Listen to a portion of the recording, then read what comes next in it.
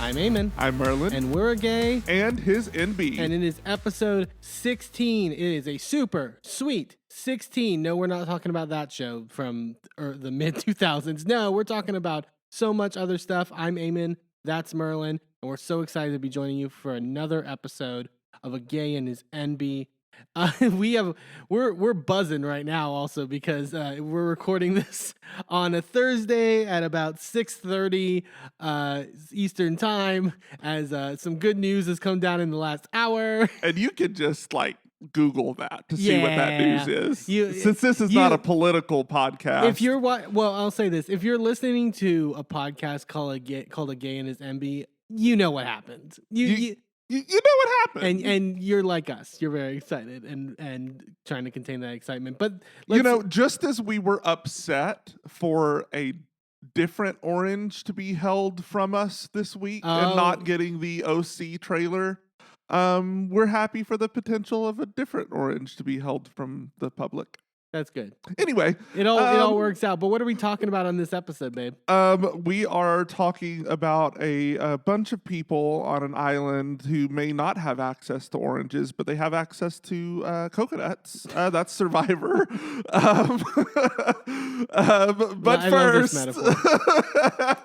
But first, as always, we have some lovely drag queens in LA. RuPaul's Drag Race. This was a great episode, and it was so good. It was such a throwback episode. I feel in certain ways, there was the drama was good. It was really good, and there was a lot of it was fantastic. We come back into the workroom as Selena S. Titties has been eliminated, and her mirror message immediately just posting on the mirror, guess I got what I deserved in quotations, which immediately coming for Lucy. And it was also fun to find out from the Roscoe's interviews that that story that Selena said about ripping up Lucy's picture that they have for when they do the confessionals and Lucy being really mad about it. Selena from the grave staying right on Lucy LaDuca's neck. It is great. This was Lucy's villain origin story. I feel the origin. You see, we've seen machinations of it in past episodes, but I think that this is what she would say is her villain origin story. But anyone who's been watching this story is be like, "You've been a villain since day one. Yeah. What are you talking about?" And so Lucy's obviously still reeling from the mirror message, and it's just I obviously she's feeling a certain way. I'm just still happy that I'm here. I didn't really understand why I was in the bottom. I feel like I got nothing but positive critiques. Nothing but. I mean, I'll say this: it was a good. It was a good musical overall. We talked about last week, but it's not. Again, it's not really helping her case. And I love so they go back to the couches. And Mistress is just being it was a hard question to ask. We all, try to answer it the best we can. And Mistress in her confessional being if I wanted to be a bitch, I could have said Lucy. But I decided to stay in my congenial era and say Sasha to, because I'm a nice person. And then Lux basically being so I know I said a lot. I 100% stand by everything I said. I think she said 110%. Literally being just I said what I said, but it's not to take it personally and, deal with it, I guess, basically, which I was here for. And I love Lucy in her confessional being I find it interesting because Lux really enjoyed my drag when we were working together in the comedy challenge. So, and I'm was she supposed to say your drag was bad when you were a team? Also, wasn't your whole set digging at each other? Yeah. Wasn't that the whole Anyways. Yeah, it was, but Lucy's in her feelings, but it's maybe not the nicest thing, but I love seeing someone spiral. But she's been spiraling for weeks now. She's been in her feelings for weeks now. At this point, it's old. I'm yawning, and I'm ready for her to go, oh, wait. No, spoiler alert. So we go into the workroom the next day. They have a mini challenge. They do a mini challenge called Spill the Tea, which is essentially like game show style Right. vibe with Norvina from Anastasia Beverly Hills, Who which walked out there with a better beat than some of these other queens. well, I would hope so if she's the president of a makeup company. Well, but also she's beat like a drag queen, was my point. Yeah. Can we also, because she was essentially playing like the Vanna White of the thing. She is very pretty, very wooden. Yes. I Rue, almost felt... I have one thing to say. Bam. Like it was like, and I'm not even joking. Watch it back. That's exactly how she sounds. It almost was like they had a digital cardboard cutout that somehow was able to move a little bit. Yeah. And speak, but they wheeled that out there and put it in, because she was about as deep as a cardboard cutout. Barely there. Let's be honest. But the game is essentially, so everyone has paddles with the other competitors' faces on it, and then they're asked the question of like, who is the shadiest? Who is, this or that? And then you basically give your answer, and if your answer is in the majority, then you get a point, which is a fun little game. And so a lot of people are pulling mistresses for shadiest, hairiest, and it would and that she would be most likely to steal stuff from other people. Rue just going shady, hairy, and a thief. It was great. And then the final question in it is basically, who do you think will go home next? And everyone says Lucy, including Lucy. Which basically, because she's like, I know what these bitches are going to say, so I'm going to clearly try to win the game. Yeah. She's like, yeah. So, but Lucy does end up winning, so that's her 5th challenge win. Yeah. Yeah, that track record is just, woo. Yeah. Oh, God. But then we go to the main challenge where this is a fun one. Well, people are kind of up and down on this challenge in generally. It's the makeover challenge. I think if done correctly, it is good. Yes. But unfortunately, they never do it correctly. Well, we'll get to sort of our issues with it later in the challenge. But this finally a public forum in which we can scream about these things. I know. Thank God. It feels, we really, for seasons on the show, just been screaming in our bedrooms about it. But their makeover mentees, I guess you could say, are teachers, which again, with that and and last week, like really top of the nose and poignant in terms of like what's happening in the country. I think I tweeted about it or something, but like I was my first instinct was like, oh my God, I hope they don't get like death threats. These like, I'm sure they will, because I'm sure there's one excessive enough individual just be like, you're grooming our children. It's like, okay, I'm so over it. It's just that there's at least a handful of hate watchers that are there to gather information. Yeah, I mean, if so, but so Lucy then from winning the the mini challenge gets to pick the pairs of everyone. And so she actually kind of rewards Mistress a little bit, which was a little surprising, which gives her somebody that sort of same body type and also also both Hispanic and like we're able to sort of like we'll see later like vibe in certain ways.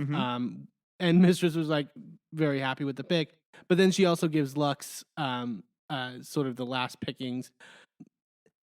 This part is always weird because and Lux played it well of like, yeah, it was really shady what Lucy did, not giving me the only black queen in the group, the one black teacher in the group. And I think that is correct.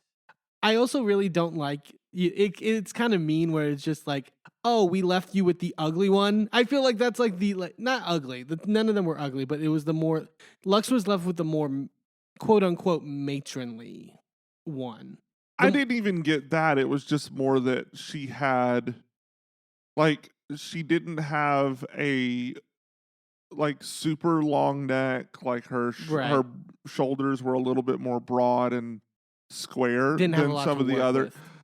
So I mean, but she still worked it and ended up with doing an amazing job. Very true. I think it's you play a risky game in how you deliver the whole like she really screwed me over by giving me this person who is also really great.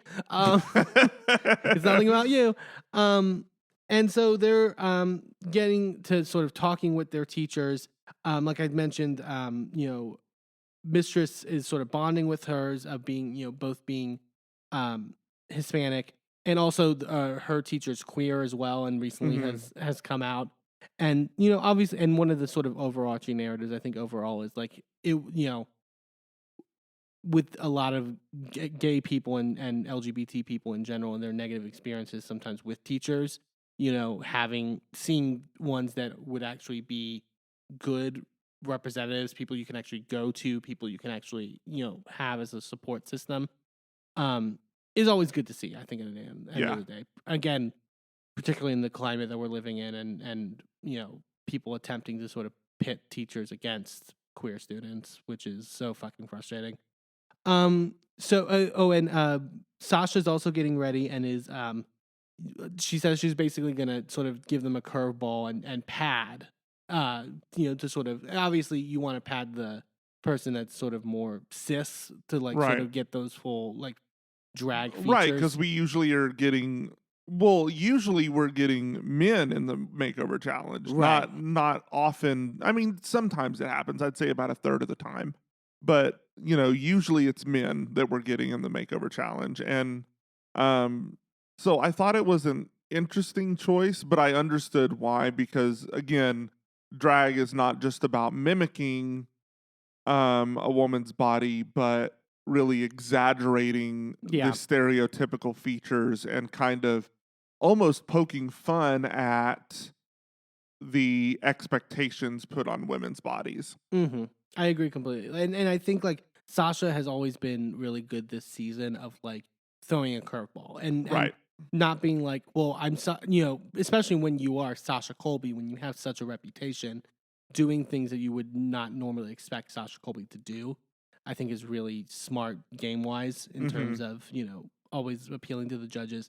And then Lux is really focused on, because she's having to make the garment. There were a couple girls that made the garments in, because I think, from backstage tea of past seasons, a lot of girls bring matching garments to like knowing that there's going to be a makeover challenge to just have them. But obviously there's a lot of variance in terms of like, you don't know who you're getting. So you don't know that person's body type. You don't know like. Right, which is why you would, bring something like a wrap dress or bring something like, But they kind of expect more now. Yeah. And so I feel especially with this season, because the girls have been turning it every challenge. So you really kind of have to make something in-house at the end of the day. But Lux is kind of really focused on that and making sure getting that done, that she's not really connecting as much personally with her teacher, which, Mistress kind of sees and notes. And I feel kind of plays a role in the end, but not really, sort of. Like, it all kind of depends. And so RuPaul comes in to do her sort of walkthroughs with everyone. We find out with Miss Tang is her name, who is Mistress's teacher, that I mentioned that she had come out, but that she only came out in her late 20s, so not too, like maybe only a couple years ago. So that it's kind of a new sort of experience for her and sort of finding herself in that way. We get to Lucy, and they sort of like are going over everything. And Lucy is asked about the comments that were made on the runway about her going home, or her that she should be the next to go home. And Lucy just going, I didn't really give a shit. And Lux's face of just lies, lies, Liza Minnelli, lies. I think Lucy's definition of not giving a shit is not correct. I think she in her mind thinks like, well, if I'm not like, if I'm not ranting and raving necessarily, that means I'm not, Yeah. Like if you're talking so much about how you're not absorbing what they're doing to you, you're absorbing what they're doing to you. Yeah. And I don't even think it's what they're doing to her, but like in her mind. In her mind. Oh my God. And then Rue drops the bomb on them that not only are you putting them in drag and they have to walk the runway, they also then have to lip sync at the end, which they do all the time and doesn't really play a factor. I'll say this when we get to it. I don't think it played a factor because the person who did amazing in the lip sync wasn't recognized for it. But that's just Right. me. And so, but they have to basically now train them on the main stage to lip sync in heels and sort of all that stuff. Oh, like we get Sasha and her girl, sort of like discussing things, and she's more versed in like the drag race, like drag community, like she's knowledgeable of it. Mhm. And they ask, like, Sasha's like, "What's your favorite diva?" Like to sort of get a sense of like how we want to portray you, and she says Laomi, which Sasha was just like, What? gagged by it. And I'm also sure that Laomi was home and just like, nope, no ging, no, not okay. She, that would be so sad in my, but I could possibly see that. I loved Anitra trying to teach her girl how to duck walk. When they started it, I was just like, no, like that. Good effort, good to see, but like she's literally like, I can just bounce, but I cannot like get one foot up over the other. Like I can't do that. Yeah, I can't even get into that crouched position. So like Yeah. And so oh my god, Lux's teacher dancing. It was I put in my it was giving Linda Belcher from Bob's Burgers. Oh my god, yes. It was so like no rhythm, white lady, like None. just Nope, putting in a none. good effort. Yeah, but you know it, and Lux is just really working because it's also like that is so not Lux. Lux has such like a presence that it's like Yeah. it's you, and you know you need family resemblance, which we'll get to it. We'll get to it. So they go back in. They're working on sort of doing their makeup and getting them in drag. And I love Anitra fake crying, being like, "I'm so proud my daughter wants a resting bitch face," which she kind of nailed on the runway. And then we sort of get into sort of like quote unquote trauma talk or like serious talk where they discuss sort of like sort of unlearning homophobia in children and like how like you can sort of like people don't like I'm sure if there's any conservative listening to this they're not going to like this word, but like deprogramming like this like because like they talk about it, like you can't like children aren't born homophobic. They're not born with this concept of like I need to hate this person because XYZ reason. Oh yeah. It's all trained.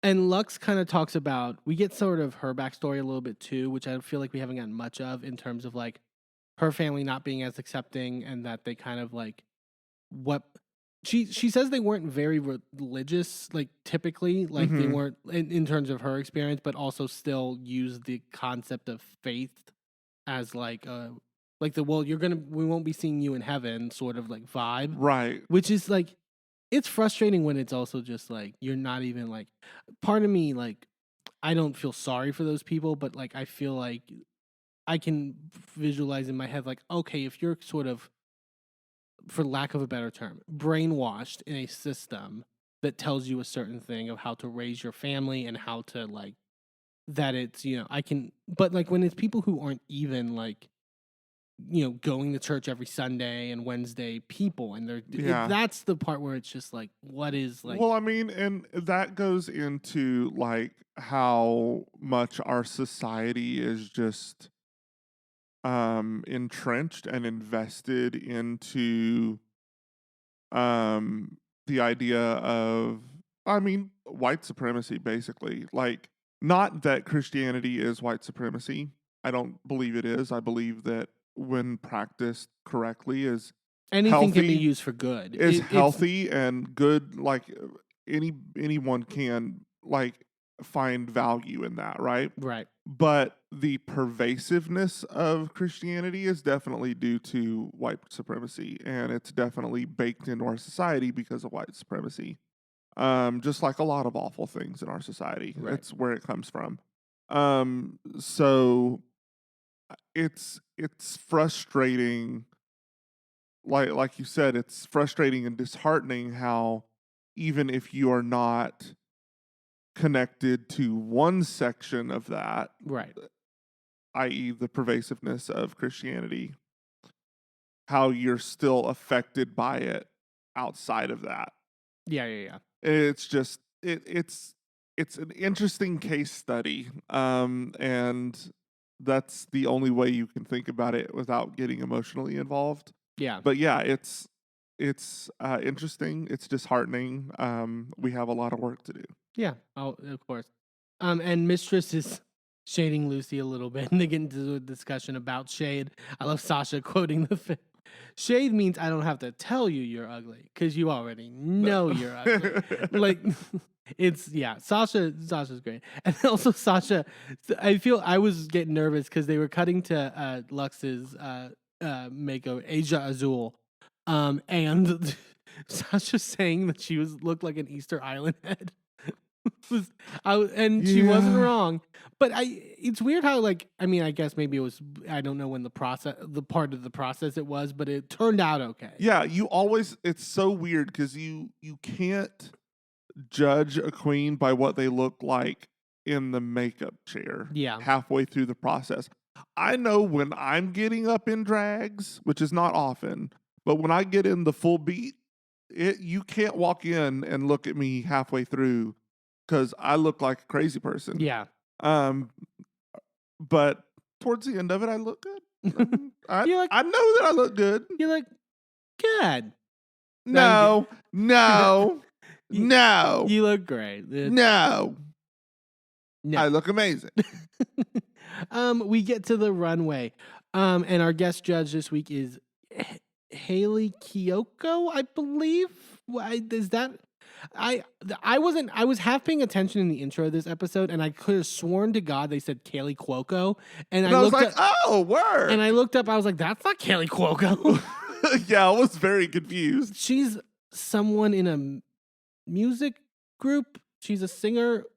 I'm about to turn 30 in 2 months, guys, and I'm like, I feel so fucking old that I don't know who half these fucking people are like anymore. It's like, yeah, it's really. So when she was like, "Oh, I was on Secret Celebrity Drag," or Secret. They still called it Secret Celebrity Drag Race the first season, and I was like, "Oh, yeah, I remember you," but I still have no clue who you are. Yeah. So we get the runway and everyone showing off their looks. I guess we'll break down everyone's. We have Sasha and her queen Ferocity. Ferocity Colby. I'll jump ahead. I did not understand why they didn't win. These were my favorite, and all the conversations, not just on the show, but like people online were like, "Well, it was either going to be Anitra or Mistress," and I was like, "Really? Like you were ignoring this?" Ferocity was fucking beat down. Her face was so fucking gorgeous. Oh, like, yeah. And not in like she was beautiful to start, but like was like painted, like she looked like, if you've seen like old footage of Sasha, like when she won Continental, she looked exactly like her. Yeah. In a way that was just crazy. Like, and the bodies were great. Like, I thought the padding worked out really well to their advantage. Like, she had a presence that was just really commanding, and like it felt like she just immediately took to it in a way that was like, it didn't take like, it didn't look amateurish at all. And so that's why I was just so shocked at the end of the day that like, it was like, Sasha, you're safe and you were good. But like, I was like, Yeah, that she was my number one. I guess maybe the argument you could make is like, Anitra and Mistress, quote unquote, did more. Like, but their makeup style is a little more graphic to where it requires a little more work. But that's like, irrelevant, I think. Yeah, I think so too. Like, and so we have Lucy next and her sister Lala LaDuca. And I thought, and here's the thing, I thought they did really good. And I thought Lala looked exactly like Lucy. Like, in the point of like, yeah, like she could have slotted in for Lucy and it would have worked. Like, well, I don't think so. Apparently, like there's story that one of the producers backstage mistook her for Lucy at one point. I heard about that. Yeah. I don't see it. I think number one, she's about 5 feet shorter than Lucy. There's that. Number two, she looks like the version of Lucy if Melissa McCarthy was playing her on SNL. Very Melissa McCarthy. I could see that. It's that energy. Yeah, but I thought like her. It's good, but it's not. Lucy gives like this middle America 1950s Right. type of housewife. Lala gave not that. To me it was like suburbia, but like modern, early 2000s. yeah, early 2000s version. Yeah, I could see that. Like I think like it's like, well, I guess Lucy's, but more like granddaughter, not daughter. yeah, I just didn't understand. We'll get to it. Like it felt like they needed to find a way to put Lucy in the bottom. Like I don't think it was. Everyone was good across the board to where like I didn't mind it, but like I thought Michelle's critique later about like, oh, it seemed like you weren't on the same page on the. I didn't get that at all. I actually thought that Lala was making like actual attempts and succeeding in the attempts of like giving Lucy's mannerisms and giving Yeah. the way that she smiles and the way that she like. Well, her teacher is a music teacher. Yeah. So she's a performer. She knows how to do those sorts of things. And we see it later in the lip sync. She actually starts like conducting, like she's directing a choir, the queens over to the side. That really does help. Like I thought that was cute. Yeah. I really like having that knowledge of music and having that like toe into the performing world. It gives you an edge. Right. Like if you have never done it, you don't know. It's like how theater people take well to drag really quickly. It's the same sort of like philosophy, I guess, in that realm. Yeah. And I will say I do agree about the critique about the shoes and that the shoes did not match at all. However, Mistress at Roscoe's let it be known in general about how they were basically all in kind of a fucked up situation in terms of the shoes of like, because obviously it's like much in the same way that like the way queens dress. You can't bring like multiple pairs of shoes when also you don't know what the person's foot size is. And like, you know, and I think like Mistress said like they provided them shoes. And I think she even said that her girl had to like literally go home to get shoes that could fit her. It was like, so Mistress's person had to go home. Yeah. Well, here's the thing though. Mistress dealt with that by having a floor-length gown. That helps. So she got to hide the ugly shoes. Well, we'll get to Mistress. Let's get to Mistresses in that point. So Mistress, and what was the name of her girl? Mistresses was Madame Thang. Madame Thang. There we go. She looked great. You said she looked like Willow Pill. I thought so. Like, just like the structure of her face, obviously. It was giving, this maybe is not a compliment. It was kind of giving Willow in that runway look where she had a lot of that plastic surgery face. Remember the one she was had like really over exaggerated plastic surgery face? Yes, I think. It was kind of giving that vibe. Maybe. To be completely honest, can't think of that look off the top of my head. You'll know when I show it to you. Like the one where it's like she had so much prosthetic on that. Remember when she had she was in Untucked and got her family message? She couldn't tell if she was crying or laughing. Oh, right. But I when you pointed that out about her looking like Willow, I was like, yeah, you're exactly right. But like you were saying, also like smart choices of like floor length gown. Something that wasn't like a big thing in terms like it fit well, but like still was something that you could easily fit well. Right. And like having the boa as the accent, like I thought was smart. Like it was a smart look overall. I think that she could have pulled off those shoes better if she had done like a T-length gown, which is like the mid-shin level length gown. I think you're talking about Lucy or Lucy. Yeah. I think that would have made you not really care about the shoe as much. Sure. Because it would be less exposed. It would still be within the style of Lucy, right? and like have that quintessential like look. But I think that would have been a smarter idea rather than trying to do the resort like Palm Beach look. Yeah, I think, I don't know if they have stones in the workroom too, as like in terms of what they have with fabric. If she doesn't, but like, she has just, looks that she has from previous challenges that she could pop stones honestly, off of. Like that's my big thing. If she had just stoned the shoe, I would have been fine with it. Like, this is $200,000. You can replace a garment when you win. Yeah, like it's fine. And then so we talked about mistresses. Then we had Lux Noir London and Asia Azul. Again, not family resemblance. I mean, at all. But so can we talk about this? Yes. Can we talk about how the family resemblance thing is just bullshit? It's complete bullshit. And it doesn't make it makes sense to whatever they want to make it make sense to at the end of the day. Other than Sugar and Spice, what two drag queens are blood related? That look the same. Yeah. They don't. That's the answer to that question. But also, when Diabetes comes onto the show, and then you spend the first half of the season saying that she just looks like Crystal Method, which she didn't. But like, you critique could she her. have just said family resemblance and it be okay? Like, yeah, like I don't get. Like when you. Like, yes, there are some mannerisms you pick up from each other from spending a lot of time together. Sure. Yeah. Do I see parts of Alyssa in Laganja Estranja? Absolutely.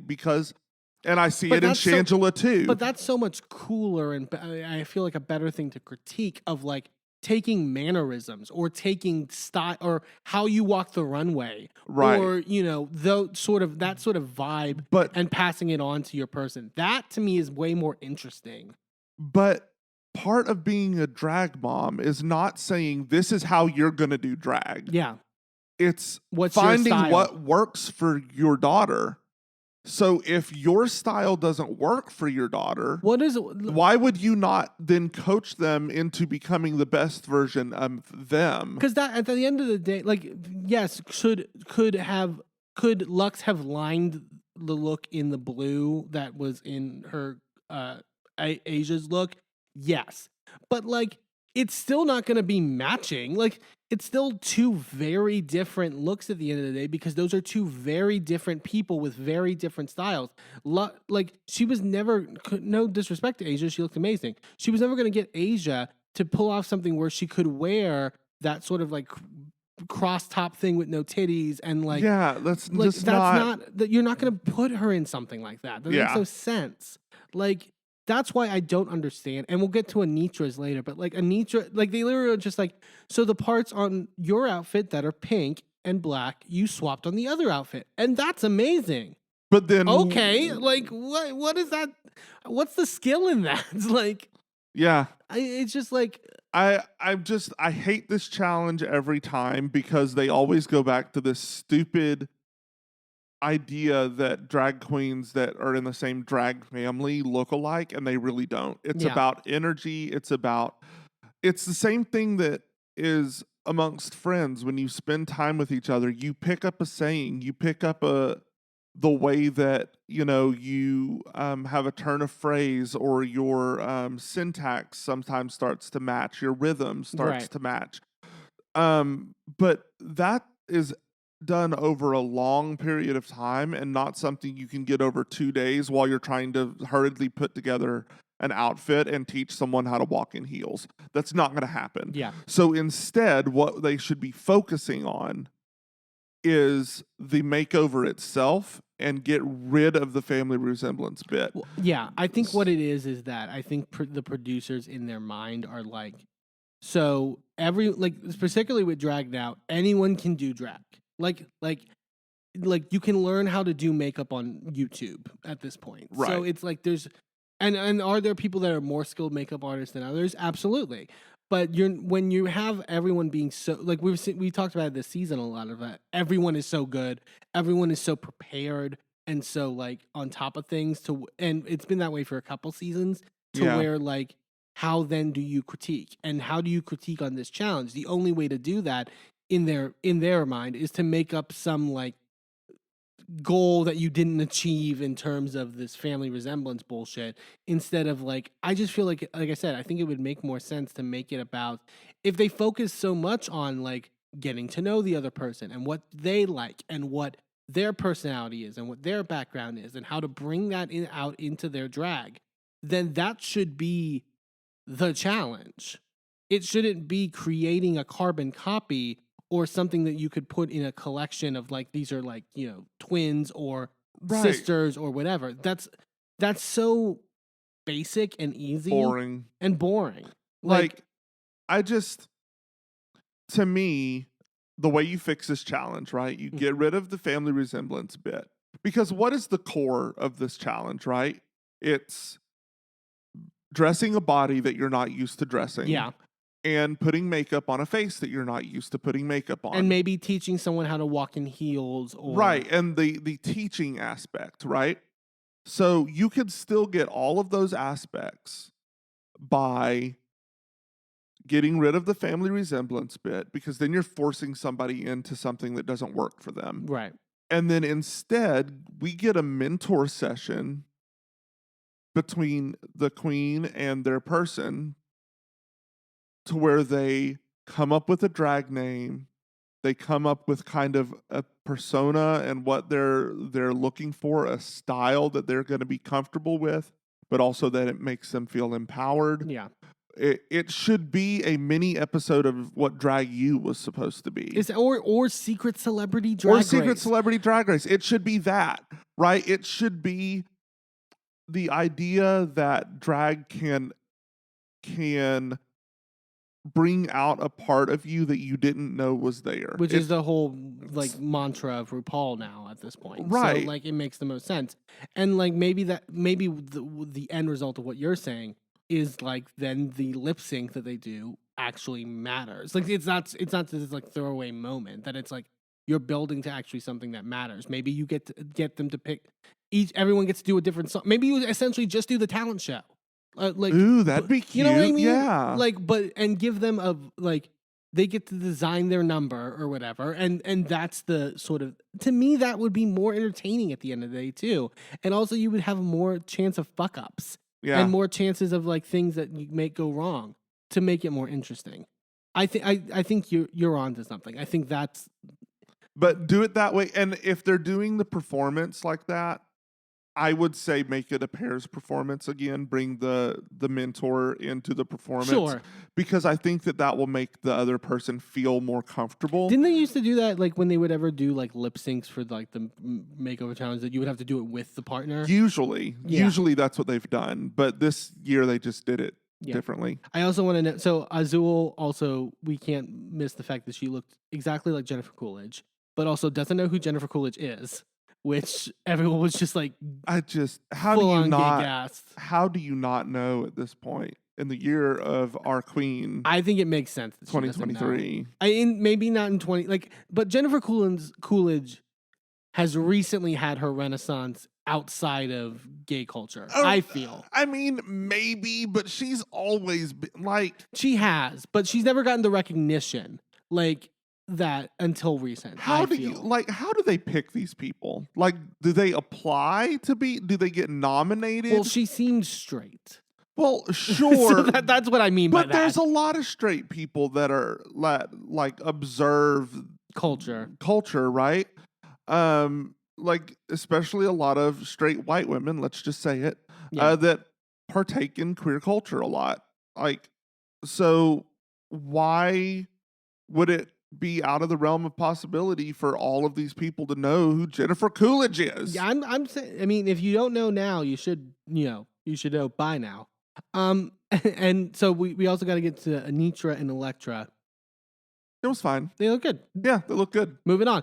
No notes. No notes. The makeup was good. The makeup was good. The only thing that I'll say is I didn't really particularly like Anitra's hair, but I mean, it was fine. Yeah, it was very. I mean, the bodysuit was. I was like, oh, it's a bodysuit, but I mean, it was. I liked the whole yin yang thing. I thought it was cute that she had like a stone on her belly button, and then the makeover Had, like, an girl had accent. one like on her chest, Yeah. and it like like you stand next to each other and it's like a deconstructed yin yang. I thought that was cute. I thought it was a nice reference to Asian cultures. Yeah. Like I thought it was. We'll get to it. I thought it was fine enough. I thought it could have been safe. yeah, I didn't. They then They then do the lip sync, and they lip sync to Champion by the makeovers do the lip sync. And again, this is where I'm like, does this actually fucking matter at the end of the day, or are we just doing it for whatever? Because Ferocity won the fucking lip sync. She was doing the actual choreo from the music video, like doing the full because the old RuPaul from season 3, I think it was. It was Raja's season. Yeah, so season 3 with the sort of like Greek gods where they were posing like their statues and stuff, and she was doing all of that. She was whipping her fucking ponytail just like her mother. Like it was. I was like, I was genuinely impressed, and I'm like, so at the end of the day, does this actually fucking matter to who should win? I think it should, especially when someone does that good. Like, right, and especially when if she's going to be doing like if anyone did Family Resemblance, yeah, it was Sasha. Exactly. If they're gonna harp on Family Resemblance and then she doesn't win when she does spitting fucking image of herself, not just in terms of look, but in terms of dancing and references and knowledge of queer history, like what? Yeah. Justice for Sasha. Sasha should have won, but Anitra ends up winning. Fine. Good enough for Anitra. I mean, like that's Anitra's third win, so now she's tied with Sasha for most wins. I think that was the point. Yeah. I think that not to disparage Anitra. No, love her. She's great.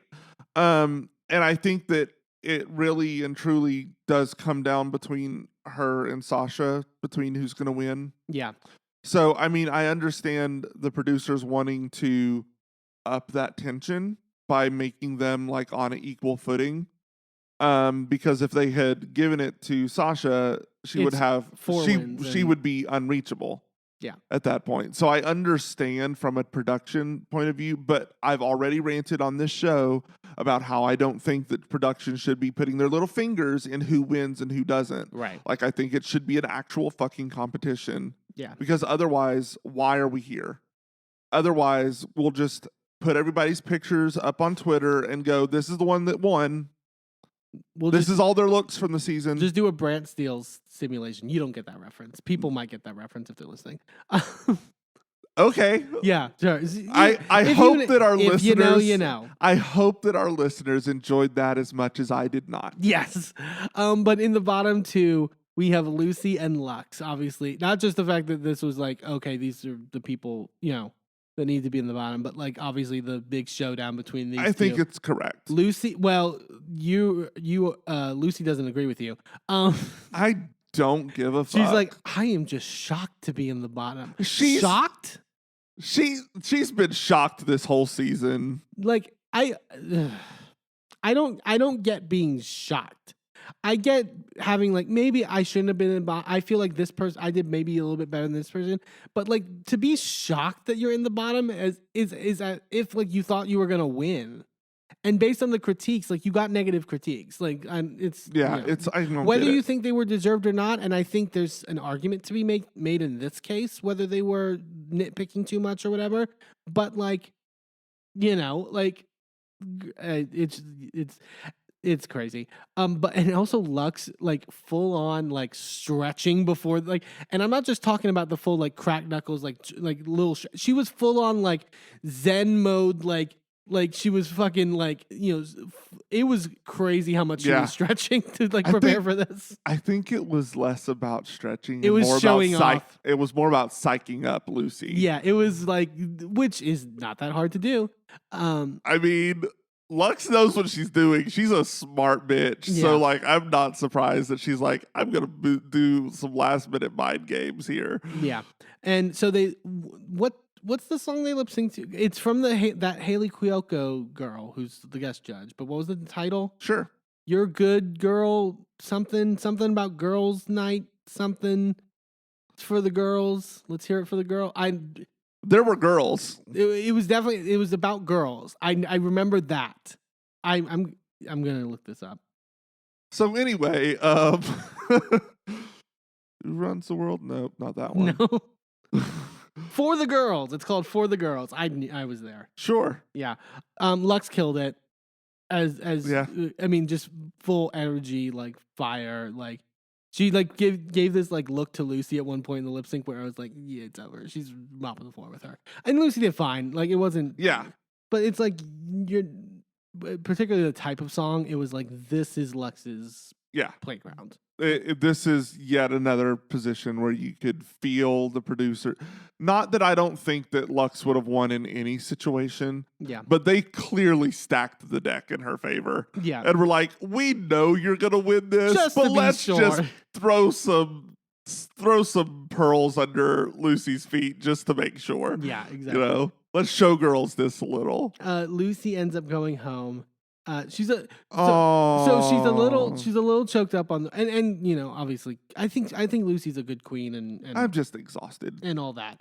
But like, you know, she is a little choked up on the runway, but like, you know, thanks the judges and then gives her exit line, whatever. And then she goes to write her mirror message. And I was like mouth agape, shocked. This was such a fucking swerve into like she just is crying and just like, you know, I feel really slighted and I feel like I deserve to be in the finale. I mean, Mistress just put her girl in a stretch dress. Like throwing shade all the way out the door. And then she's just like, I know that I'm a superstar and I think I'm one of the most unique girls in this competition. I can't say the same for everyone. Wow.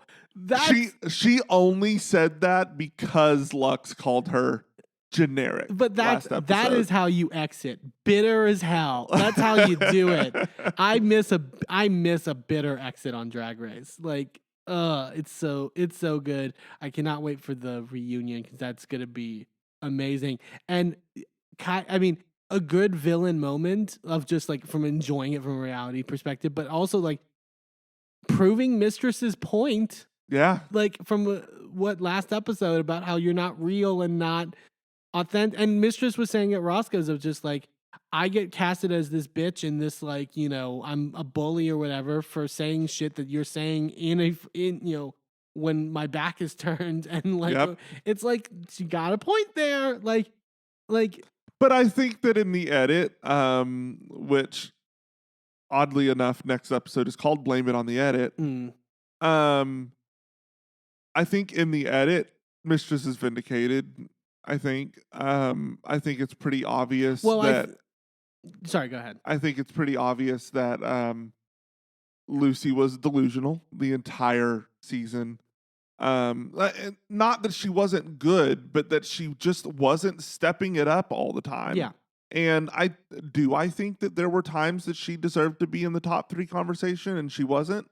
Yes, but I don't think that she lost those challenges because she deserved or when she deserved to win.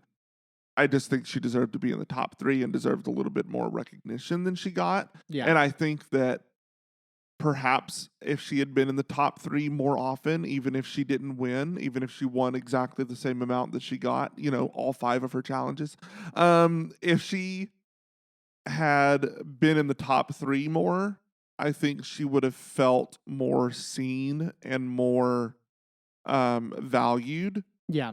And I think like what you're saying of like how it turned out in the edit, so to speak, I agree. I also, but I think I talked about this a little bit last week, which is just like, you know, and let me preface by saying, don't send hate to anyone. Like it's a fucking television show and they're entertaining you. And when Lucy is like being crazy and you know not thinking straight, I'm entertained. I'm not like, you know, fucking I hate this bitch. She needs to, you know, jump off a cliff. Like, but like, I think to the point, yes, it's coming out. Mistress is being vindicated in the edit, but that also doesn't necessarily mean that the audience is going to give her that vindication. And I think, because let's be clear, the shit that was happening to Mistress was because Sugar and Spice have rabid fans from TikTok. Yeah, and period.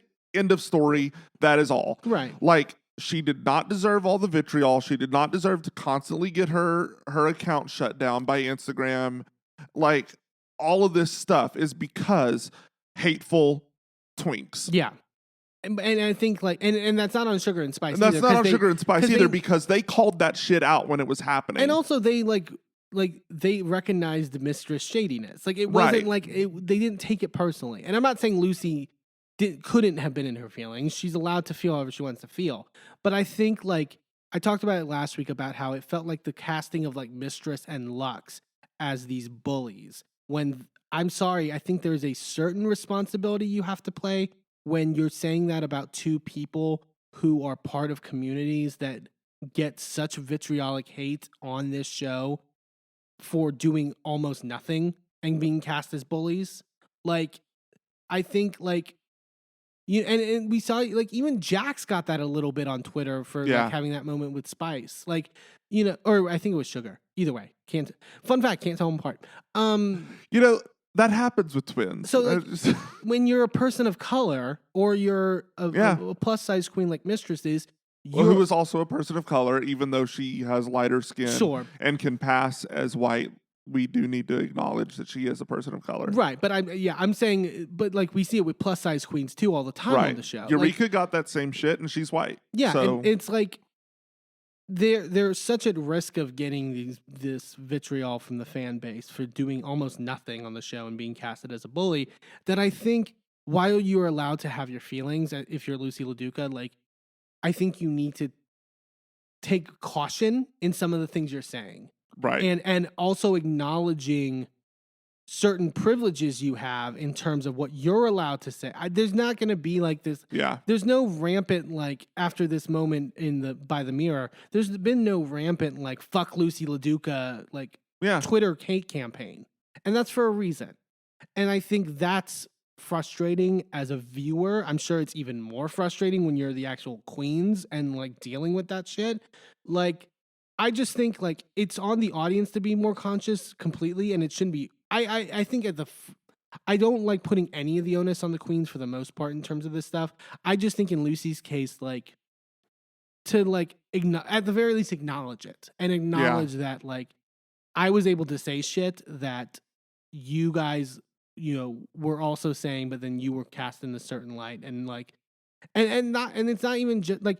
Malaysia also tried to, you know, had her thoughts that Lux and Mistress were being bullies as well. And Malaysia's a woman of color. So, So, like, that's, you know, I'm not saying it's like, oh, I'm not trying to be like Lucy's a Karen and is like, you know. But, like, it gives me a bad feeling whenever I see stuff like that. It's, today's fans could not have survived through early Drag Race. Oh, my God. Can you imagine? Can you imagine if season two? Bitch, I am from Chicago. She would have been absolutely slayed on Twitter. I mean, Tyra got enough. I mean, you know, and people can say about, you know, Tyra, but, like, Tyra got enough hate that season as the villain. Is she known as Tyra again? Did you see that she's starting drag back up? I think Tyra again. I'm guessing, but if I'm wrong, up until very recently, formerly known as Tyra. Yeah, formerly known as Tyra. formerly known as the other Tyra. Yes, the other Tyra. But also not Beyonce. No. But, like, she, you know, she even got the hate during season 2, and that was in the days of Logo, right? On a much smaller scale. Can you imagine? Like, oh, geez. With, like, and, you know, it's just like, again, I think part of it is us also being, like, Housewives fans and stuff like that, where it's just like, guys, like, it's stupid. Like, it's like it's stupid to be that invested in this shit. Well, I mean, people did that shit on, like. Look at Housewives as a parallel, right? Yeah. Early days of Housewives, it was not as vitriolic as it is now. No, completely. The same shit or worse would happen on earlier seasons of Housewives. Like, can you imagine if, like, I think season 3, all of the shit that was happening on OC, season 2 and season 3, all of that shit was happening in today with today's audience and today's political climate. Yeah. Like, oh my God. I feel like we might have a larger discussion on that when we talk about Vanderpump Rules on our next episode, because I was kind of thinking about it when that episode aired. But like, yeah, it's just I think have your feelings, have your opinions. Part of being in the age of the internet is that everyone has their opinion, but it's like at a certain extent, calm down. But it also wasn't that long ago. Like Drag Race started in 2009. Yeah, like it's not that long ago, guys. Like Drag Race did not start until after I was out of high school. right. So like I don't get it wasn't that long ago. No. But that was the episode. Like I said, it was a great fucking episode in terms of just like I was so invested with what everyone was saying. And then next week is the music video, and then we find out we're not getting a final 4, we're getting a final 3. Mind blown. Unless they swerve us in the end and they give us a final 4, which I can also see happening because they tend to do that a lot. Yeah, but then swerve us back, that just seems silly. They've done it. They've definitely done it. I know. I can't put anything past Drag Race at this point, but but a great final 4 in Sasha and Anitra and Lux and Mistress. Like this is who's your pick? To win, Sasha. I think it'd be crazy if Sasha didn't win. Yeah. Crazy. Would I love to see Anitra and Lux or Mistress win? Yes. Would I be happy if they won? Yes. I just don't think it's their time. I would say if anyone but Sasha wins, I would be happy, but there would be a little coloring of disappointment. Yeah. I feel like Sasha has to win. But it's not impossible. Everyone was pretty convinced Brooklyn was going to win. Yeah. And well. Yeah. So, I mean, I love Evie. I thought at the time, and I do think that Evie has done a good job as a winner, and I love her. At the time, I thought Brooklyn should have won. Sure. I think maybe my opinion has changed a little bit since then. But yeah, at the time, I thought Brooklyn should have won. And I also think Sasha would be really a good winner in this moment. Like in this moment of what. Because a winner, I feel, maybe I'm overstepping, but like I feel like a winner is going to be so much more than just a winner on a season of Drag Race. Like at this point in time, it's incredibly important and a big responsibility in certain ways. So I think Sasha's the one to do that for me, but would love to see, what's going to shake out in the finale. It'll be exciting. We're going to take a quick commercial break, and then when we come back, we're going to talk about another exciting episode of television, and that was Survivor 44. Don't go anywhere.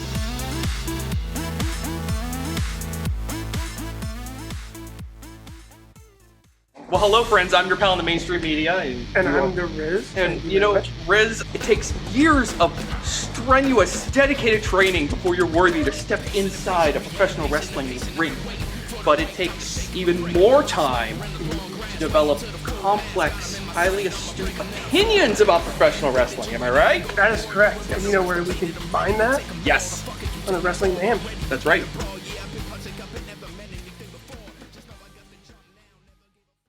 I'm Eamon. I'm Merlin. And if you're anything like us, you live your life out loud. And when it comes to issues of discrimination, inequity, and outright bigotry, we use every platform we have to speak out against systems of oppression that perpetrate violence against marginalized groups.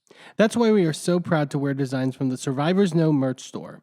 Their team has created designs that feature unapologetic, empowering, and survivor-centered messaging that range from mild, like accountability is love and toxicity is not on the menu, to a little more spicy. Like one of my favorites, fuck your laws, fuck your system, transformative justice now, which has a cute little happy flower on it. Each design is available on a variety of items from t-shirts and hoodies to bags, blankets, magnets, and even stickers. And as more items become available, the options will continue to grow. 100% of the proceeds go back into supporting the amazing work done at Survivors Know to support survivors, workers, and survivor advocates by organizing, challenging the status quo, and creating alternatives to the systems that fail us. Support Survivors Know by shopping today at survivorsknow.threadless.com. That's survivorsknow.threadless.com. Sidekick Media Services. We are your sidekick in business for social media, video production, and more. Find out more at sidekickmediaservices.com.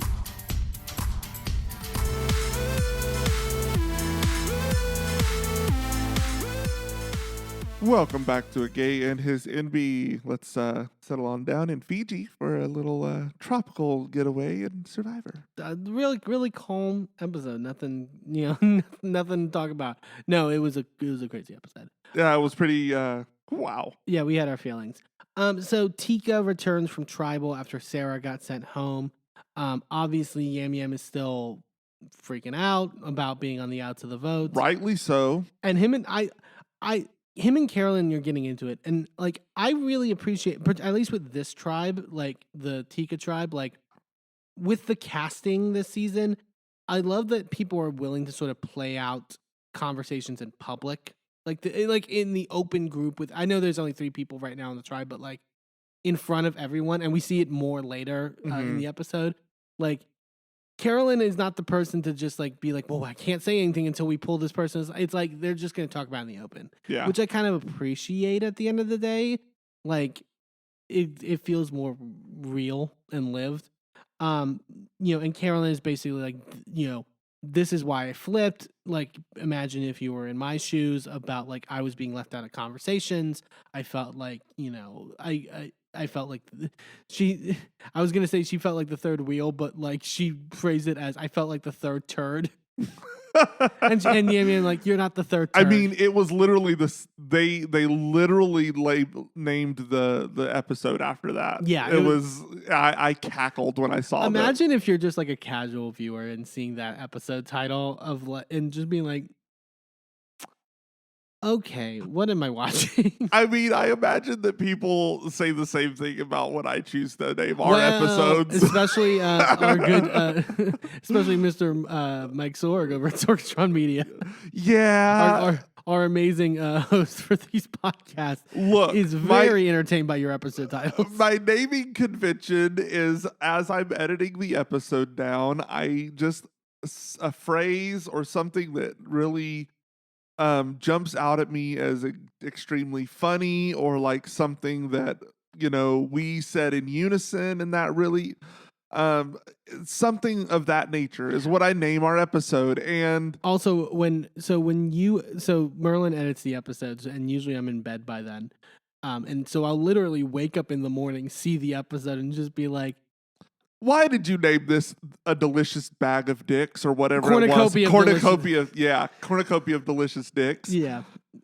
Because it was a funny phrase and it made me giggle. But I can't be mad at the end of the day. Yeah. And Yam Yam tries to basically say that, like, look, if you would have, I'm just mad that I wasn't brought in. Like, if you would have told me that we were getting Sarah out, I would have voted with you. Okay. A lot of people say that after the fact. Oh, yeah. It's really easy to say that after the fact. Yeah. And Carolyn's kind of like divided of what she wants to do. She's basically like, my heart says to work with Yam Yam, but my brain says to work with Josh. Like, so, and I love her, like, because I feel it's like, oh, it's an internal struggle, but like all of her body mannerisms are like emoting internal struggle of like, oh yeah, into external struggle. Like she's like, Carolyn, it's like she's fighting the wind, and the wind is this decision. It really is. Holy shit. Yeah, Carolyn is the confessional queen. She's like a mime that speaks. Yeah. Because she's like fighting her way out of an invisible box, and it's like, or pulling the rope, but it's like she's also speaking. Yeah. It's something. If you're not watching this, you need to. Like, we can't even, I honestly, you have to watch Survivor, because I don't even think we can physically describe, like, or verbally describe what Carolyn is. She's an enigma. We go over to the Ratu tribe, and Matthew is in a lot of pain from his shoulder. And is like, just like, I don't want to talk about it. Yeah. But like, you could tell he's not like being able to like see straight. He's in so much pain. Like, he's like, yeah, it's a lot. And he's sort of confiding in Carson, and is sort of happy. Like, Carson's now on the Ratu tribe and feels that he can sort of like emotionally open up to him about things, which is good to see. And we see that Carson has kind of built solid relationships across Ratu. Yeah. And sort of, I guess he's kind of turned out the best in terms of the people who tried swapped, in regards of like, and it feels like part of it was also selling out his old tribe, which maybe that's the way to go at the end of the day. But like, I think that's definitely played a role in it. Kane is bonding with him over being nerds and essentially like, let's keep the nerds together. I can. The more Kane gets a beard, the more attractive he gets. Is that just me? No, you're not Sorry. wrong. Yeah. Yeah, you're not wrong. We go to Soka and they're doing more. Well, they were doing meditation last episode that I think Franny was leading, but Danny's doing like, it's like just breathing exercises. Yeah, it's like box breathing. But he said he like learned that. it from like jujitsu or like Mhm. whatever things he was involved in. Was it you that was saying that like the whole science behind it is that it's basically like Yeah, so it's basically because he's talking about doing quick, rapid succession breaths. So the effect is that you're intentionally hyperventilating. yeah. Which gives you a surplus of Not dopamine, like no, it's a surplus of oxygen to your brain, which improves clarity and like thought processing and makes all of that work quicker. The problem is that if you have an anxiety disorder, it can also throw you into an anxiety attack. Yeah, not great. Like Yeah. so, yeah. That's a great point. They probably should have put a disclaimer on. Yeah. But we get he's talking in his confessional about his backstory about how he's left to come here. He's left his wife and he has a 4-month-old daughter. Damn. We were like, I thought he was family. I thought for sure I never thought he was family, and we'll get to later. Well, but I still think there's a possibility that he's bi or pan or something because aren't we all a little bi? Later in the episode during the we'll get to it, but that conversation with Brandon was sus. Very sus. So Jamie is kind of talking about how she feels kind of comfortable on the tribe in Soka in terms of her personal vibe, which yes, but I also think Jamie's a little bit delusional. Yeah. She's literally like taking a walk with Matt and is like confused as to why Matt won't like ask her for info. Like she's like, why aren't they asking me like what's happening on Ratu and like what's all the She's like, I have all this information and I'm ready to turn, against my former tribe and nobody's asking me information. Then offer it up. Girl. Yeah, just offer it. Like you don't have to be prompted. Like you don't have to wait until someone asks you. Sell those bitches out. And she's talking to Franny about this whole like Matt not, being weird, not knowing that Matt and Franny are basically close. And Franny basically, well, they talk about how pretty much when they're done on the island, they're gonna go on a date. She basically said, she said later we'll both go for Ethiopian food and see and basically what happens. Which like girl. Yeah. But Franny's talking about how like she's happy that at least the second they both get to Pound-erosa, they get into Pound-erosa. They're gonna nope. It was there, but I'm not taking it. Episode title. No, that's not gonna make it. But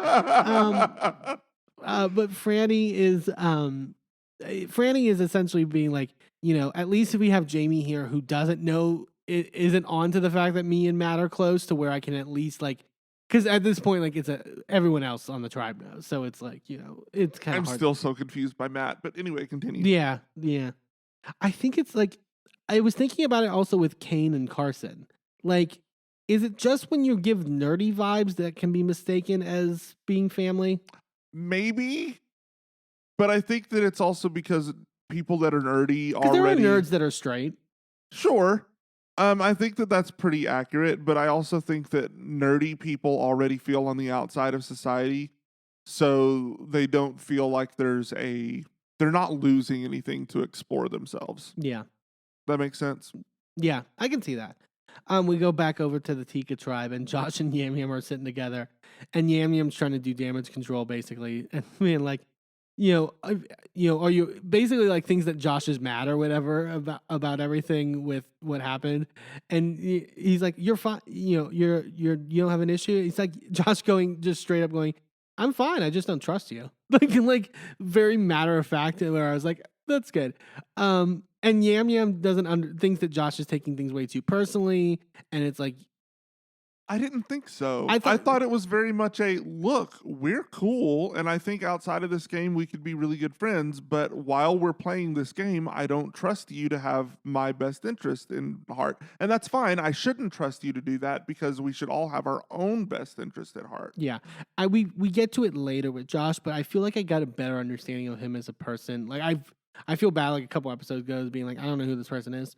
But like when we get sort of his that's in the edit. Yeah. When we get sort of his backstory, I kind of like his sort of like matter of factness, and I think he to a point does not take things personally. Like he's very like he's clear-headed. been through a lot. Well, yeah. And so, they get basically and it's revealed that the night they came back from Tribal, Josh told Yam Yam that he had gotten an immunity idol from the birdcage in Soka, lying to him about it, and that he basically crafted this fake idol using the beads from Tree Mail, which we'll get to. But at this point he only showed Yam Yam the note about you've got an immunity idol, but basically to sort of like, and I mean it's not a bad idea for Josh to do this, like because it's like even though I survived this tribal council, like I'm still the outside person in this group that's already established. So I'm still an easy target. And now I don't have my idol. I don't think he could argue being the outside person. He literally pulled apart a 2-person alliance and had constructed a vote to go in his way. Yeah. Like, I don't think that puts you on the outside. Like, he walked in and took control of the tribal immediately after he got there. You're not on the outside. You're at the top of this tribe. I think maybe in the only in the sense of him playing his idol, and like basically like, well, in their mind I have no shield in terms to block anything. So like I need to still give them the sense that like there's a good reason to not touch me. Like maybe in that realm. But also Yam Yam and Josh then start bonding over their coming out stories. Because Josh's family, fun again, not the person I would like. Really? You didn't clock that? I could see it now, but like at the time, there were others who I thought were more family than Josh. The only 2 people that I walked into this and go, okay, those 2 are straight. Were Brandon and Bruce. Bruce could be gay. I could maybe see that.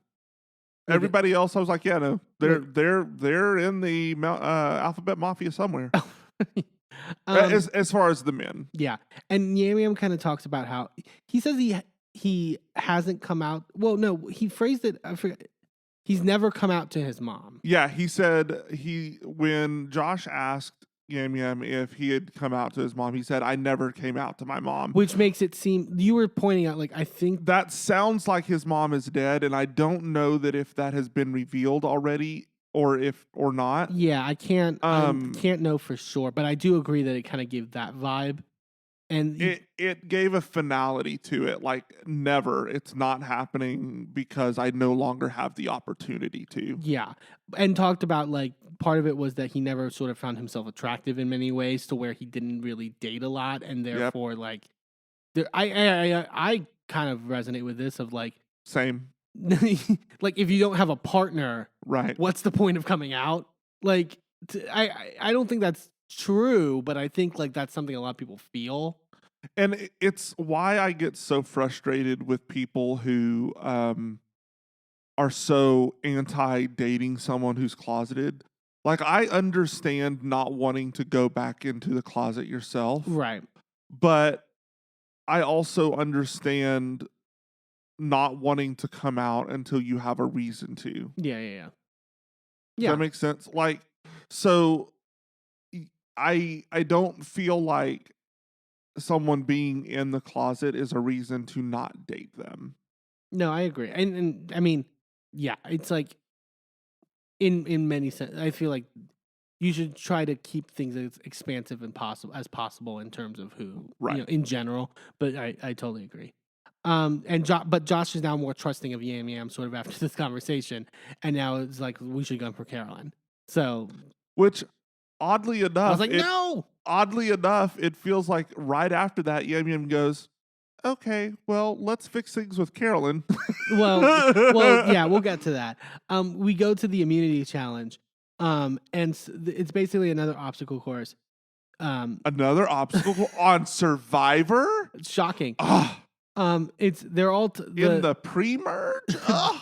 the three members are tied together and have to basically go through this giant trap thing. Then they have to go across. There's an over/under like hurdle thing. Then they have to pour water into this bucket that will lower this gate. And then when they get to the end, they have to do one of the. Oh, there's also like that. Don't they have to go over that like net seesaw thing? Yeah, which like that is fucking well to do that and then also keep water in a bucket, which is really difficult. But and then you at the end you get to a 2-person table maze where you have to get these balls into these holes at the end. Matthew and Lauren decide they're going to sit out for Ratu. Matthew, obviously, because of his injury, can't fucking, is not going to be able to do any of that shit. And then Jamie and Franny sit out for Soka. It's pretty, not too much eventful in the immunity challenge. It's pretty even when they get to the maze. Like, everyone's sort of in the same position, but Tika just can't get things rolling, no pun intended, because it's rolling a ball. Yeah. They can't they kind of fall behind enough to where Ratu and Soka take a pretty commanding lead. And Ratu ends up in first, Soka in second. Tika is going to have to go to tribal again with 3 people. But also, Jeff announced in the beginning that the winning tribe would also choose 3 people to go on a journey again, 1 from each tribe. They choose Brandon from Ratu, they choose Danny from Soka, and Carolyn from Tika. And Jeff also, before they go, Jeff also basically wants Matthew to check with medical and to give them an update because this is the second time he said I have a challenge. Which I felt frustrated by. So here's the thing. This felt like he knew he was hurting at camp and brought it up. This didn't feel like an in the moment thing. Right, but it's also frustrating that it basically is him getting called out for sitting out 2 challenges in a row, but Lauren just gets it mentioned, and then she gets to go back to camp. Oh, Claire. Claire, right. Why did I say Lauren? Claire, before she went home, it was just not a big deal. Yeah. It's fine. Like we'll mention it in passing, but we're not going to, make it a thing to where you're not able to stay in the competition. Like, I get that Matthew is injured, and that is the reason he's sitting out, and that's part of it. But, I just feel like if you have the ability to sit somebody out, you should be able to sit them out, and it shouldn't matter why you're sitting them out. And Jeff loves to get his nose in things and be vocal. I mean, I get it at Tribal. That's part of it. That's what's become part of the show. And that part's fine if they wanted to talk about that.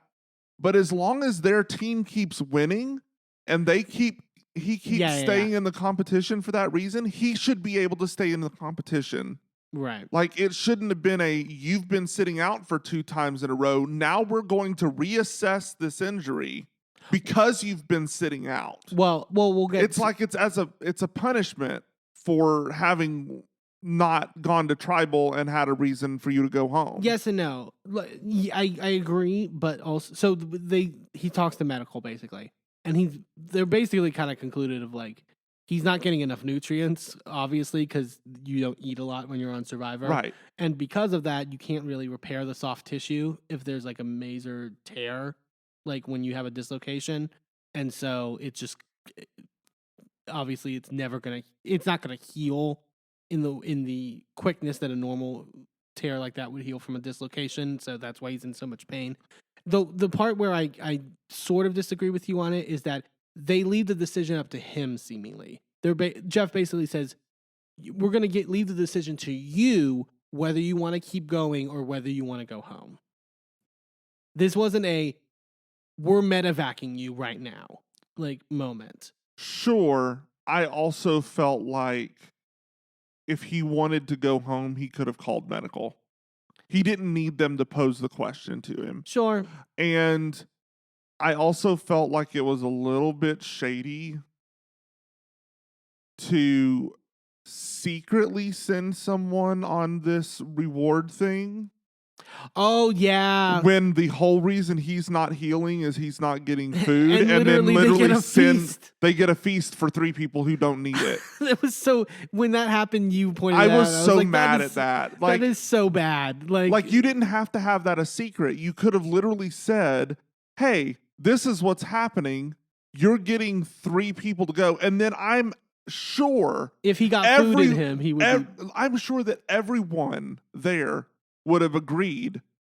Send Matthew. Yeah.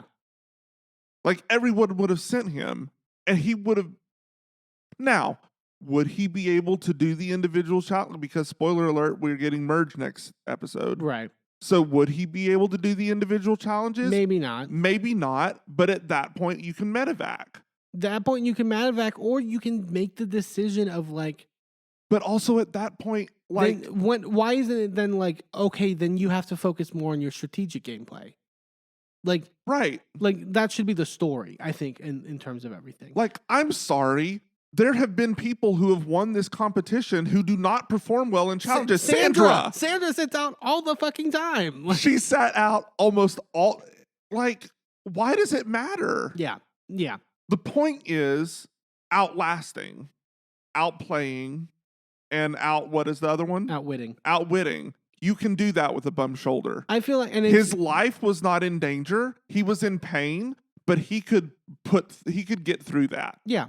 So I don't think it is fair to constantly, and I know constantly, but is like overestimating it, but to re-up the question, dangle the carrot of going home in front of him when he's in pain. Yeah. Like, that's not fair. I think also we're in an era of Survivor where the challenges become so much more of a focus. Like, there's so much of a focus at the end of like, how many challenges did you win? I don't Were give a you shit. Challenge beast? I don't think it should matter either. And I think, like, we've never watched, like, I think I watched it back in the day when it first aired, but you and I have never watched, like, the old seasons of Survivor, back even before Immunity Idols and all that right. stuff. And there was such more of an emphasis then on actual tribe life and, like, what you're contributing to survive. But and, I mean, I think in that era, that you would allow Matthew to continue because then that would be more of the struggle. But opposed to whether he can fucking, hang off of a giant like pole or whatever the fuck and like, you know what I mean? Like, but the thing is that we even had focus on that before we got to Winners at War. Like, Winners at War is really when that changed, because after Winners at War is when we went into COVID era Survivor, and that's when that changed.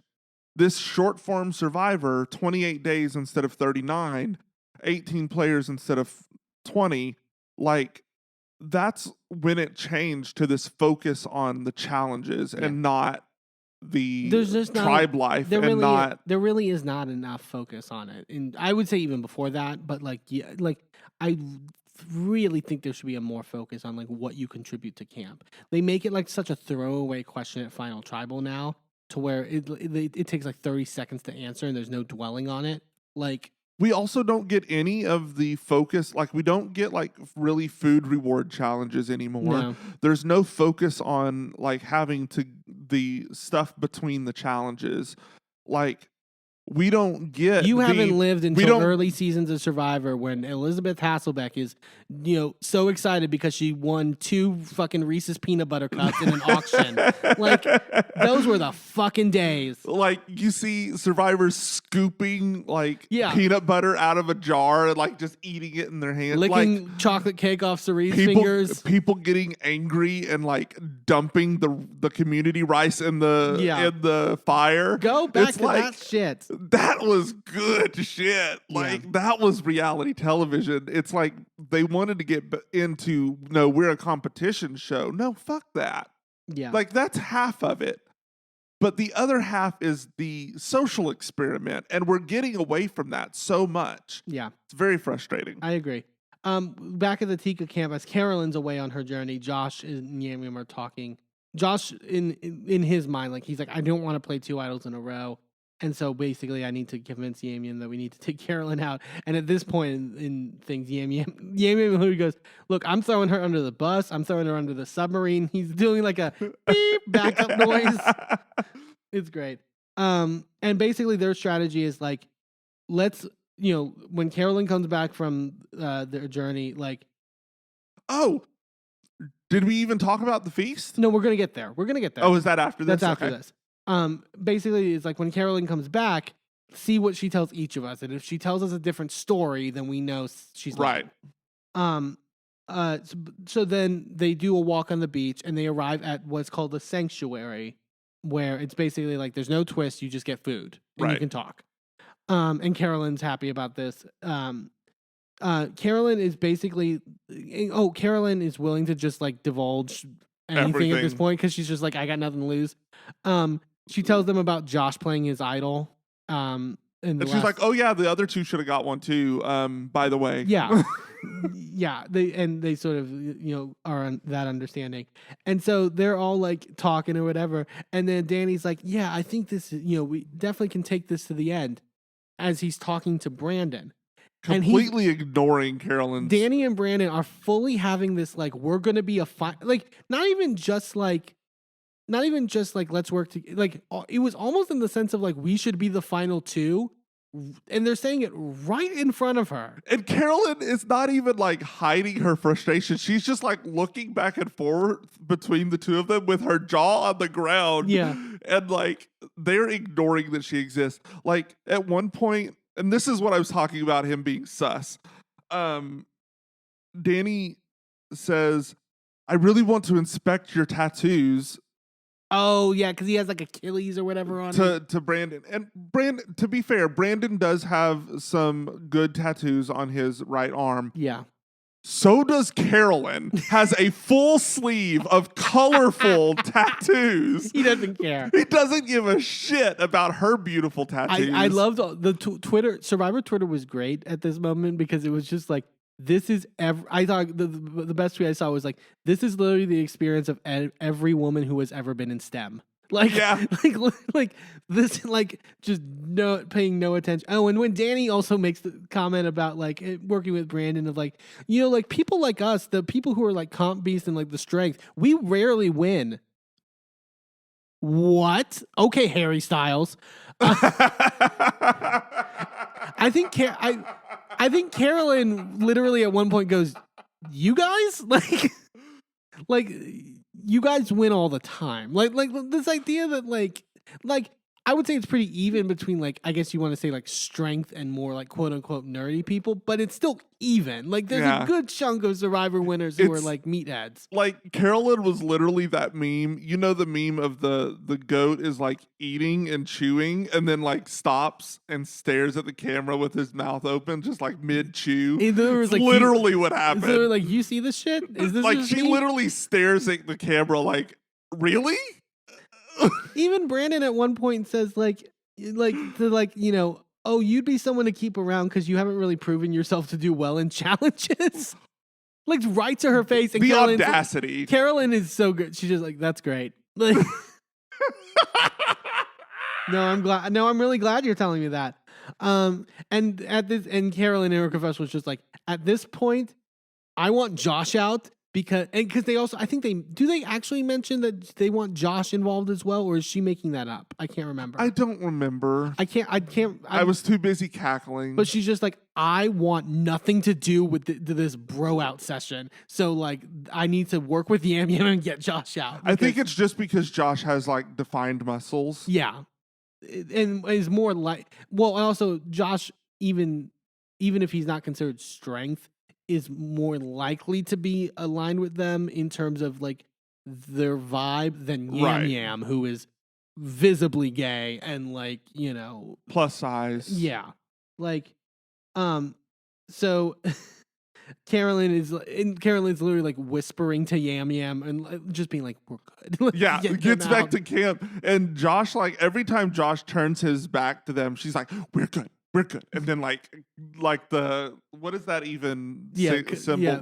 The hand under the with the neck, like the cut it out sort of thing. Yeah, but I think it's more like cut him and then we're good, cut him, we're good. And then every time he turns around, she's like, hi, Yeah. we're good. And Yam Yam just like, Big she says smiles. we're good. So then it's all three of them. And then this was, I died laughing. Josh tells Carolyn about his idol that's not a real idol that he made up, but tells her that he has an idol. And Carolyn is like, can I see it? Because you're going to ask to actually see it. Like, Yeah. And then he pulls it out, and then Yam Yam's to me like, aren't those the bees from Tree Mail? No, that's not what that is. No. And then Carolyn sees the note that he showed Yam Yam the night before, and it's like, That's this is the literally the note. same note he showed me last time. Like, and then the idol comes apart and all the beads fall. And Yam Yam is in his like side confession, just cracking the fuck up that the idol broke. And it's just, Josh is so bad at this. It wasn't a bad attempt, but it was just like nothing came together. It was bad that you took such recognizable beads and tried to make it was a comedy of errors. Like, it was 3 errors together. Yeah. Yam Yam is like, again, like dying over this, but also is still unsure if he wants to not get Carolyn out because he thinks Carolyn might have an advantage. Could she be lying about what happened on the journey, whatever? This is where we get more of Josh's backstory, where I was also like, okay, so Josh is going home. I was hoping like Carolyn and Yam Yam are such like character goals for me to where I'm like, they need to work together and get Josh out, because as much as I might like Josh, like they need to stay. And like Josh talks about being born with, I think it's called, from what I transcribed, Guillain-Barré syndrome. And it's basically something that affects his kidneys, and had to get a kidney transplant. They didn't think he would make it to age 5, which is amazing. But then he was also diagnosed with stomach cancer later in life, and then had to have his full stomach removed. Basically, he said it's due to the immunosuppressants that he takes as a donor recipient. So like you are a transplant recipient, like it's just like a compounding of issues. Yeah, but so I mean, like, really commendable stuff that he's still, that he's, in the shape that he's in, and like, is doing this. And now a doctor? Yeah. Good on a him. surgeon?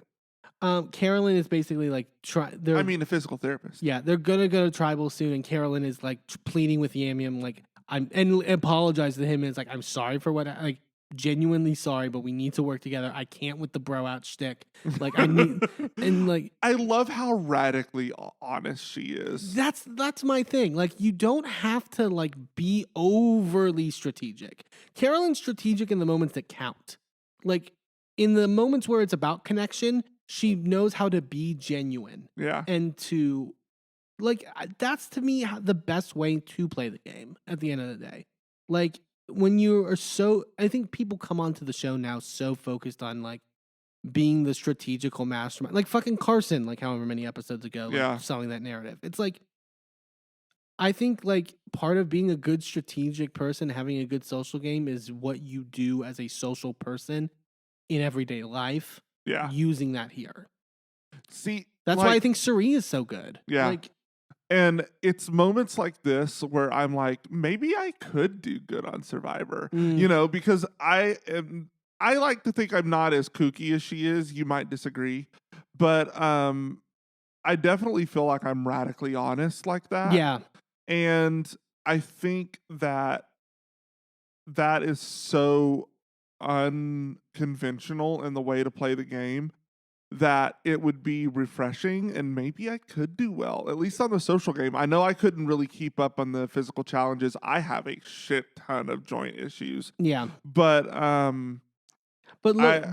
going in with an open mind and not having this idea in your head of how you're going to play the game, and like seeing the other people, seeing who naturally you form bonds with, and going from there. Like, that I think is, that's how I approach life. Yeah.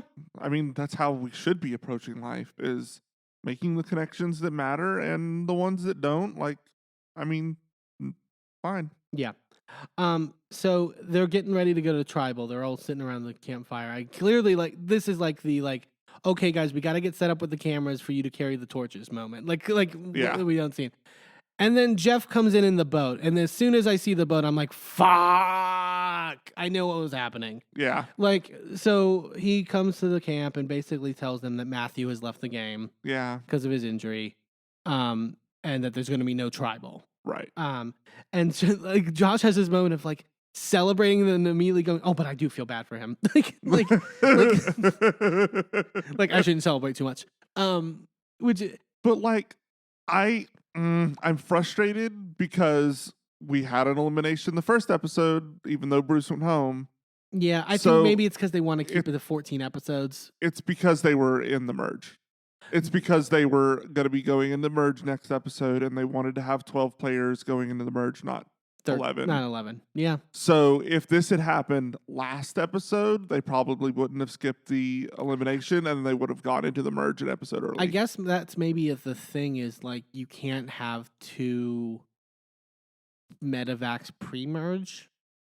Maybe that's the unwritten rule. No, I think it's more of they had a number of people set up for merge. So if this had happened last episode, they would have gone ahead and done the elimination. That would have ended up with 12 people. Right. And then they would have gone into this episode would have been merged. I can't remember. Have there been medevac people who have been on the jury? I don't know. I can't. No one's coming to the top of my head, but I feel like that might be a thing. Oh yes. In Co-Wrong, the first guy who was a jury member, who left with Aubrey's idol, because it was right. Yeah, he was on the jury. So it's happened. That's why I'm thinking it's you can you have a little more freedom when you get to the merge in terms of what you're able to. How are you gonna steal somebody's idol when you get medevac? It was stupid at the time. I was like, give her the fucking idol back. I don't know what you're doing. Justice for Aubrey. Yeah. I love Aubrey. Aubrey's one of my favorite players. I feel like we both noted though at this moment where it's because it's we also got to feel when you also have don't have a tribal in an episode, tribal takes up maybe 6 minutes of an episode. Depending on the depending on the tribal. Yeah. And it felt like Jeff was filling for time, in this conversation of being you thought you were going to do one thing and now you're about to do another thing. And so now you have to think, now you have to put the idea of the other thing away. And now you have to say, what do I do now?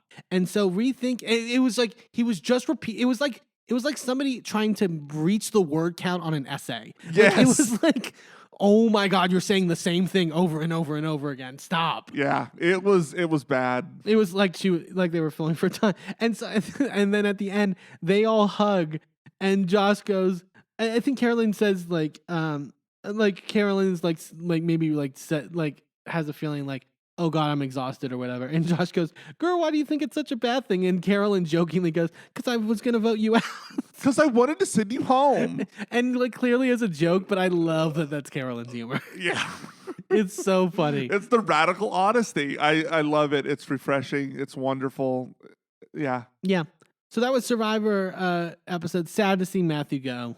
I feel like we were dreading it for weeks of just if he goes home and we use that eye candy, it's going to be so fucking sad. But also, here's an idea. Don't climb a giant fucking rock like that. Yeah. I hope we get to see him on an all-star season. I think he will. I think he made a big enough impact on the fan base. I think people really liked him, so I think he would come back to an all-star season. Yeah, I agree. Alrighty, so what are we thinking about tops and bottoms this week? So for this episode, I am going for my bottom for this week. This episode, I'm gonna go with Danny and Brandon on Survivor for that moment at the sanctuary. Yeah, funny, but also infuriating. Oh yeah, and I'm sure even more infuriating if you're a female watcher of this show. It was just what are you guys doing? It was also just it was so mind-numbing the way in which they were solidifying the idea that you would solidify a final 2 right in front of someone else. It's I know that you're men and you operate in this fucking stupid way sometimes, but like this is even too stupid for like basic common sense. It kind of echoes that idea. I know that we've talked about it several times, and it's come up recently. I don't remember where. I saw TikTok about it, but the idea that straight men have their romantic type relationship bond with other men. Yeah. And like all of those like closeness, the way you confide in your partner, all of those sorts of things they do with men and not with their girlfriends or their wives. So that's maybe what I'm picking up from Danny. Yeah. Is the readiness to romantically pair with men as opposed to and it's just it's frustrating. It's a known issue. I don't even necessarily think it's an issue, but I think that it's something to look out for. It's something to look out for, but it's also something that like maybe if men would like acknowledge that and realize that that's what was happening, like we could maybe have more empathy and more care for the queer community. Yeah. Totally. I can see that. Speaking of the queer community, my top for this week is Sasha Colby. Who I mean, like we talked about it. I thought deserved to win completely. I think this was also the challenge for her in terms of she is such a like, vocal part of the community and such a motherly figure, I would say, to a lot of people in the community, to where it lended really well to this challenge. Thought she should have won. Thought it was kind of crazy that she wasn't even in the realm of people talking about she should have won this challenge. Thought she did amazing. Really, top credit to Sasha Colby. What about you for this episode? For this episode, the bottom is going to be the idea of the family resemblance and the family resemblance challenge, because fuck that shit. We've already talked about it ad nauseum, but it's bullshit. We all know it's bullshit. Let's move away from it. Let's find a better way to test these same things for these queens. Yeah. I mean, there's obvious better ways to do it. I've laid one out in this episode. There's better options out there, and this is just bad. It's just bad. It's bad television. It's bad. Drag queens don't work like this. Like, it's unrealistic. There's a laundry list of reasons why it's bad. Right. So get rid of it. Stop bringing it back. It's not a test of whether someone's a good drag queen or not. My top for the week is going to go to Carolyn. Good go-to.